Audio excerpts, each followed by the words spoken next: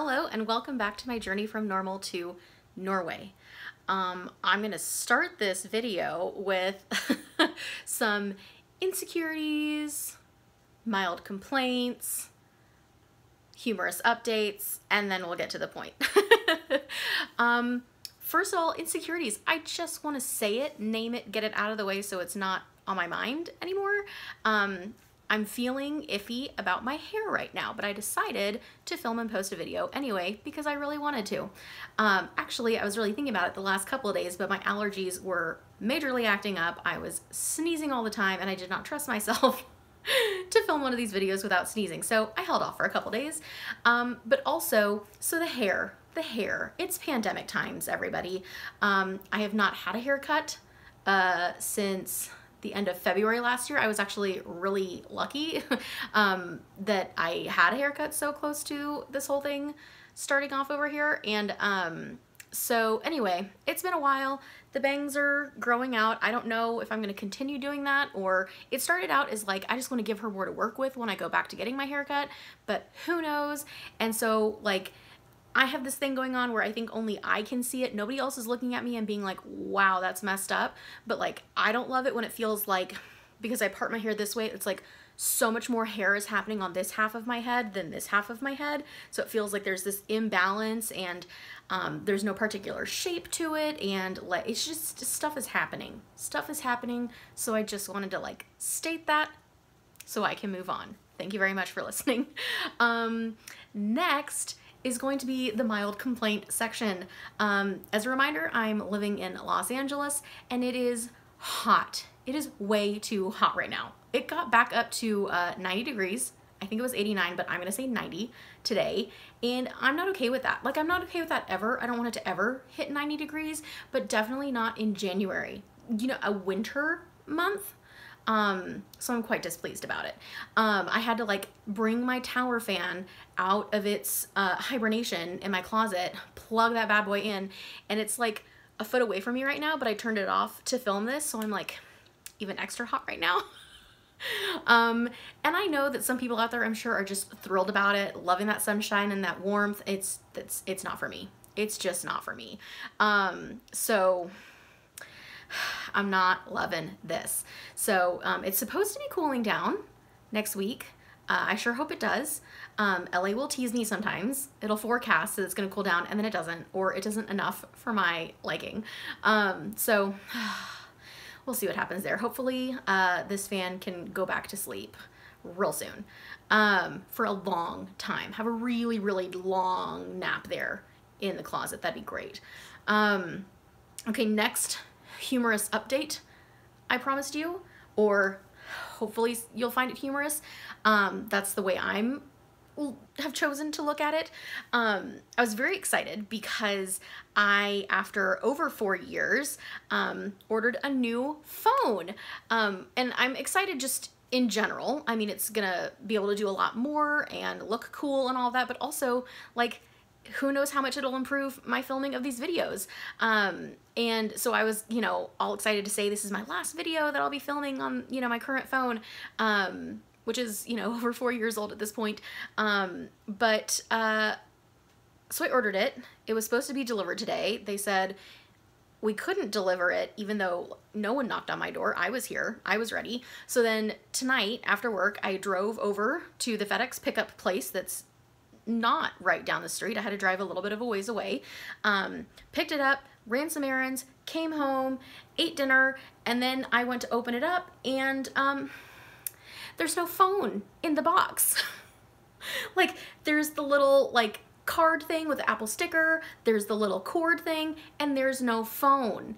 And I was very confused. I wasn't sure exactly what the layout of the contents would be, so I like kind of pulled apart the box a little bit just to make sure it wasn't like hiding under some other layer of something.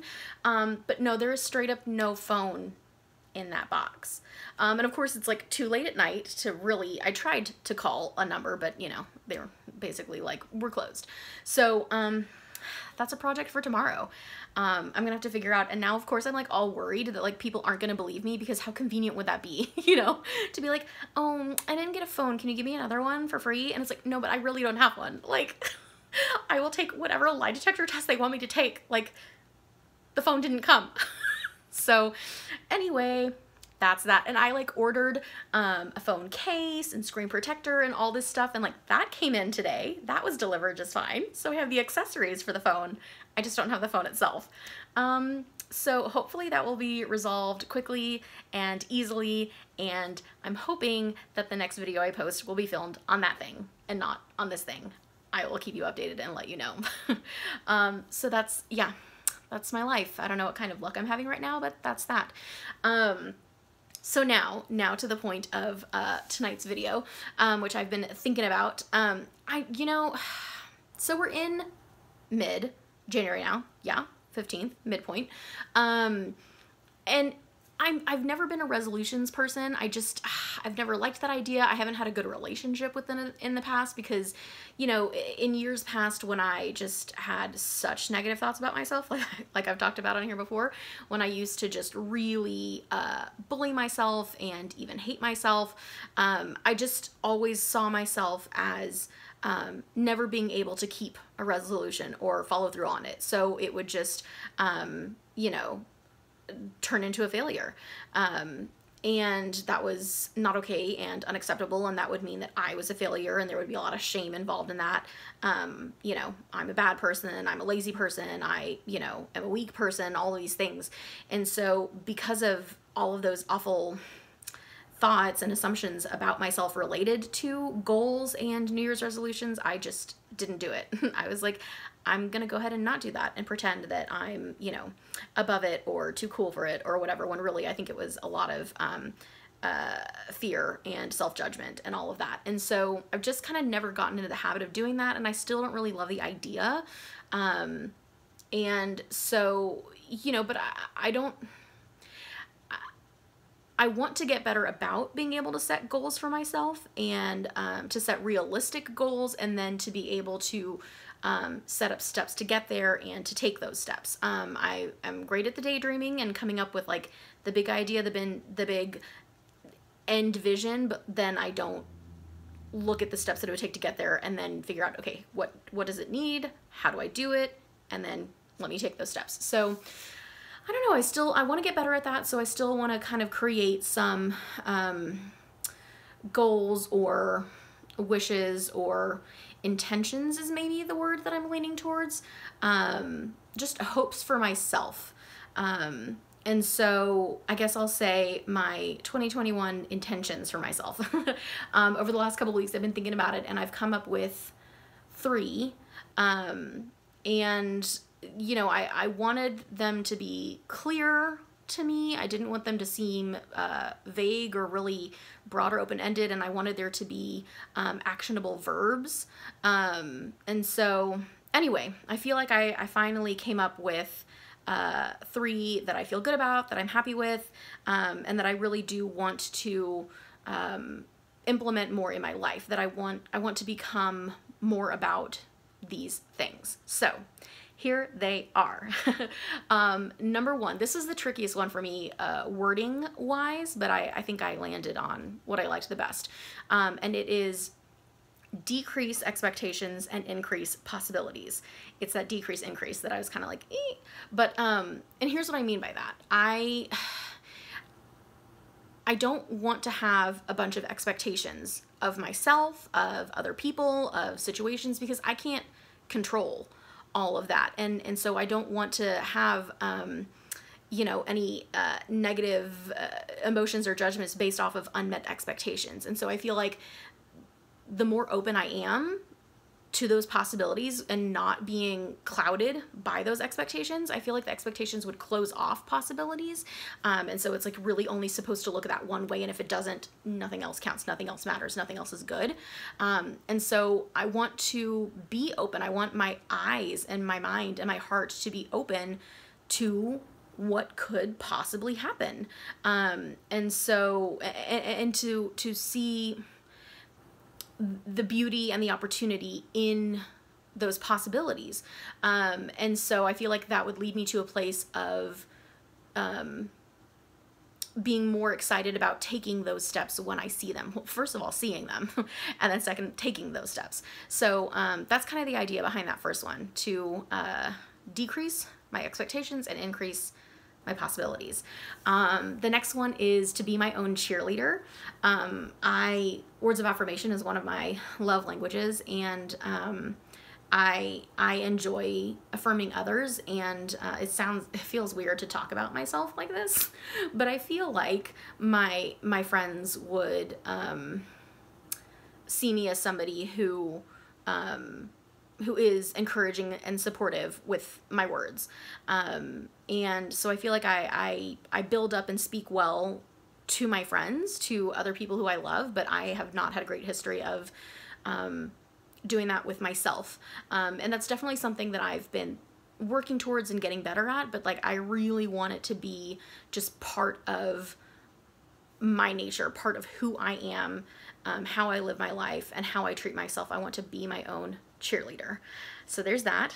And then the last one, which is like maybe the weirdest and also maybe my favorite, is celebrate my failures. And I choose those words completely intentionally. It feels super radical. And I think that's why I love it, because, and I used the word failure earlier, I've had a hard history with that word. I come from I was raised on perfectionism, and that's just something that I really absorbed from what I saw around me, and what I felt in my childhood. And so it's again, talking about expectations that I've put on myself. And so it's, you know, if I don't do something perfectly, then it is worthless, it is meaningless, I should not have done it in the first place, I'm a horrible person, etc., etc. And so, you know, I feel like there are so many super successful and famous people out there who have quotes about how failures lead to successes, and like it sounds nice and you hear it and you think, oh yeah, that sounds great, and like I think I'm on board, but I feel like I haven't really been on board in my heart, or like I've been like, that's great for other people, but like not for myself. I should be better, you know. And it's like, no, like failures are what let you know that you're living. They're what let you know that you're trying. And so, you know, you're not going to get to a success right away. You have to stumble and learn along the way. And so those failures, those mistakes, those mess ups, they are opportunities for learning and growth and bettering yourself. And it's not a stumbling block on the way to a success. It is a step on the way to success. And so I really want to be able to see failures that way, to kind of translate the meaning and the connotation of the word for myself. And so, and then I chose the word celebrate intentionally because I want to be excited about those learning and growing opportunities. Because as I've said before, you know, I felt for a lot of years there I was living in life paralysis. I was just existing, not really living. And so if I see a failure as a marker that I'm living, I want to be excited about that. I want to celebrate that. I want to, you know, pat myself on the back and get up and move forward, you know? So, yeah, it's, I think the strangest one wording wise, the most radical feeling, but I love it. It's really exciting and inspiring and motivating to me. So to review, Lauren's 2021 intentions are to decrease my expectations, increase possibilities, to be my own cheerleader, and to celebrate my failures. So again, I don't do that to, you know, set myself up to be disappointed in myself. I do it to set myself up to be proud of myself, to show up for myself, to live, and not just, you know, read or watch or hear, you know, about others living their lives. I want to live my life. And so I feel like those three intentions for myself will help me to get to that path and move along that path. So that's what I'm working towards this year. You know, if you relate, let me know. I hope that that's helpful or inspiring or motivating to you. If you've thought of your own kind of hopes or goals or intentions for yourself, let me know. If you have suggestions, if you let me know. If you have successes or failures you want to share with me, I would love to hear about them. So that's it for now. I hope that the first couple of weeks of the new year have been moving you forward in ways that feel positive and good and hopeful. If not, I'm very, very sorry. And I hope that that those positive changes and turnarounds come to you soon. And yeah, let's take care of ourselves this year. Let's do it. I will be back with you soon, hopefully recording on a new and upgraded phone. And as always, until next time, Hada.